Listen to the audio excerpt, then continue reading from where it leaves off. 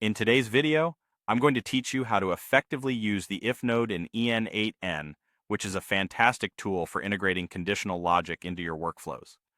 Imagine you're setting up an automated process and you need to direct the flow based on specific conditions being met.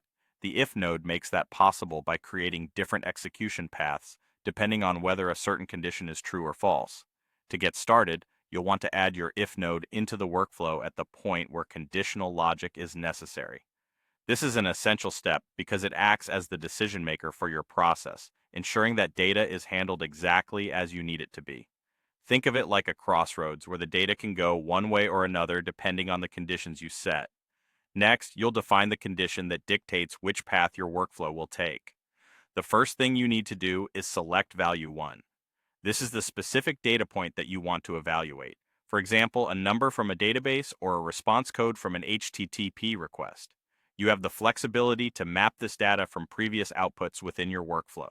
Once you've selected your data point, the next step is to choose the appropriate data type for value 1.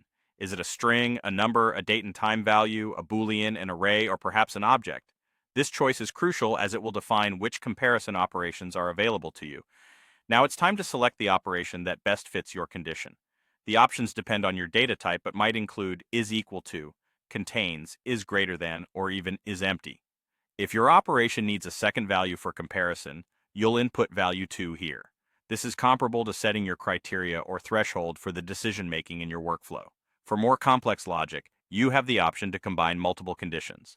Think of it like a more intricate logic table, where you can decide on using AND to ensure all conditions must be true or, if only one needs to be true.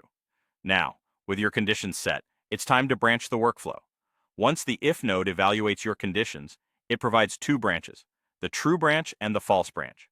If the condition is true, the workflow will continue down the true branch, and if false, it moves along the false branch. Configure the subsequent nodes in each branch according to the actions you want next. For instance, you might want to send a notification email if the condition is true, or perhaps update a database entry when false. Finally, it's crucial to test your workflow. Running an execution ensures that the if node correctly interprets the conditions and directs the data flow appropriately.